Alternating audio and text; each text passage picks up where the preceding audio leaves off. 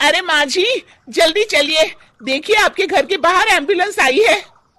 गायत्री भागती हुई दरवाजे पर आती है। तभी उसकी बहू चांदनी को एम्बुलेंस से बाहर लाया जाता है। हे भगवान, ये मेरी बहू को क्या हो गया? एक्सीडेंट हो गया माँ जी। अरे लेकिन ये कैसा एक्सीडेंट है? चोट तो कहीं नजर नहीं आ रही। अरे माँ जी, दिमाग में अंदरूनी चोट लगी है और ये अपनी याददाश्त खो बैठी है। हैं? मेरी बहू याददाश्त खो बैठी है, अब क्या होगा? आप फिक्र मत करिए, बस इनका अच्छे तरीके से ख्याल रखिए। मैंने दवाइयाँ दे दी हैं, अब मैं चलता हूँ। अगले दिन। अब तेरी तबीयत कैसी है बहू? बहू? किसकी बहू?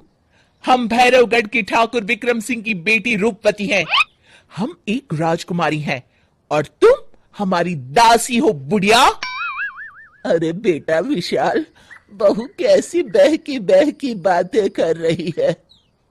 अरे कुछ मत पूछो माँ, रात को मुझसे अपने पैर दबा रही थी। सर पर चोट लगने की वजह से इसका दिमाग पूरी तरह खराब हो गया है और ये अपने आप को राजकुमारी समझ रही है। तभी वहां चांदनी आ जाती है। तुम दोनों यहाँ क्या खुसुर फुसुर कर रहे हो? कहीं तुम दोनों मिलकर हमारे खिलाफ कोई षड्यंत्र तो नहीं रच रहे हो?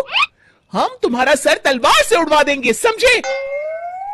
अरे नहीं नहीं राजकुमारी जी, हम तो आपके सेवक हैं। भला हमारी इतनी हिम्मत। कहिए, आपने यहाँ हॉल में आने का कष्ट कैसे किया? हमें बहुत भूख लगी है। ए दासी, जल्दी से हमारे लिए भोजन का प्रबंध करो। आज हम शाही कबाब खाएंगे। विशाल अपनी मां को चांदनी की बात मानने के लिए इशारा करता है। ठीक है राजकुमारी जी, मैं अभी आपके लिए भोजन लेकर आती हूँ। इस तरह विशाल और उसकी मां ना चाहते हुए भी चांदनी की जी हजूरी में लगे रहते हैं। लाओ माँ, जल्दी से मेरा टिफिन दो, मुझे देर हो रही है।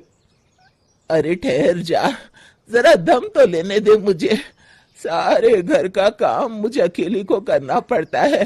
तेरी बीवी तो राजकुमारी बनी बैठी है, सारा दिन हुक्म चलाती रहती है। अरे माँ, मेरा भी तो यही हाल है। फिलहाल तुम मेरा टिफिन दे दो, मैं चला। रुको, कहाँ जा रहे हो? अरे मर गया रे, ये कहां से आ धमकी? आज हमारा जुहू चौपाटी घूमने का मूड है और हमें अपने लिए नई साड़ियां भी खरीदनी है। चलो जल्दी से अपना वाहन निकालो और हमें ले चलो। अरे अब तो मैं गया काम से। अगर आज मैं वक्त पे ऑफिस नहीं पहुंचा तो मेरा बॉस मुझे नौकरी से निकाल देगा। मरता क्या न करता। आखिरकार विशाल चांदनी को घुमाने ले जाता है और चांदनी अपने लिए ढेर सारी शॉपिंग भी करती है। ए दासी, टीवी पर कपिल शर्मा के आने का समय हो गया है, जल्दी से टीवी शुरू करो। अरे वाह, कपिल शर्मा तुझे याद है, बाकी कुछ याद नहीं। बहू तू तो बड़ी चालू लगती है, अपने फायदे की हर चीज तुझे याद रहती है। मैं तो तेरी इस अजीब बीमारी से परेशान हो गई हूँ। अगले दिन। अरे डॉक्टर साहब, आप इतने दिन से मेरी बहू का इलाज कर रहे हैं, लेकिन उसकी बीमारी तो सुधरने के बजाय और बढ़ती जा रही है। अरे माँ जी, ये दिमागी बीमारी है। बेचारी की याददाश्त चली गई है, वापस आने में थोड़ा वक्त तो लगेगा ही ना। गायत्री डॉक्टर से बात कर ही रही होती है कि तभी उसकी पुरानी सहेली शीला वहां आ जाती है। शीला को देख अचानक डॉक्टर घबरा जाते हैं। अच्छा माँ जी, मुझे एक मरीज को अर्जेंट देखने जाना है, मैं चलता हूँ। ये कौन था? अरे अब क्या बताऊं शीला, एक एक्सीडेंट भी मेरी बहू की याददाश्त चली गई है। ये डॉक्टर उसका इलाज कर रहा है। ये डॉक्टर कब से बन गया?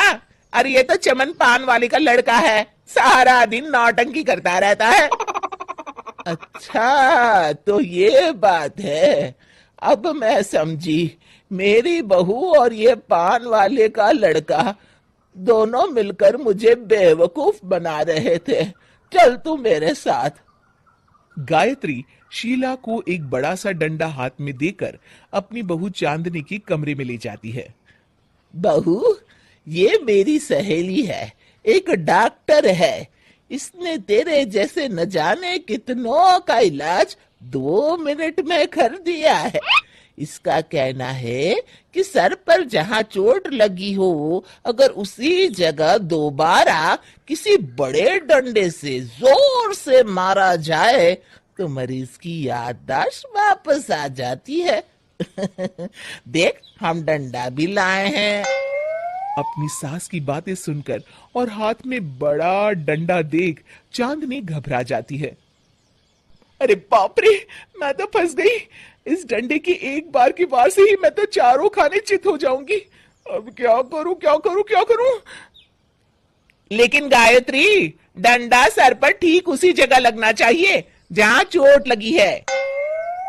अरे तू चिंता मत कर, 2-4 बार मारूंगी तो एक बार तो सही जगह लग ही जाएगा ना। चल बहू, तैयार हो जा। अरे नहीं नहीं माँ जी, मुझे मत मारिए।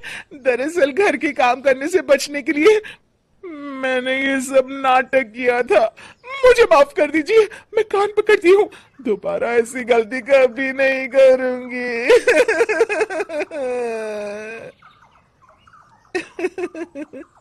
क्यों दोस्तों, कहानी कैसी लगी हमें जरूर बताइएगा।